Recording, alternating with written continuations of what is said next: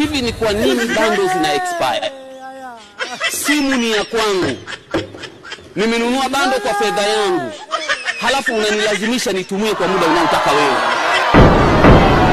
Katika kulizingatia hilo, Yas Media Group ikishirikiana na Hussein Entrepreneur tumekuletea bando zisizo na kikomo. Yes, kuna bando sample 1 ambayo imejumuisha karanga, korosho, dagaa na tende, na kuna bando sample 2 ambayo imejumuisha karanga, korosho, kokwa za boga na tende. Ni wewe tu kuamua bando gani unayohitaji kutumia. Zinapatikana Zanzibar nzima kwa jumla na reja reja. Wasiliana nasi kwa simu namba 0777303474 au 0659886522. Nyote nakaribishwa.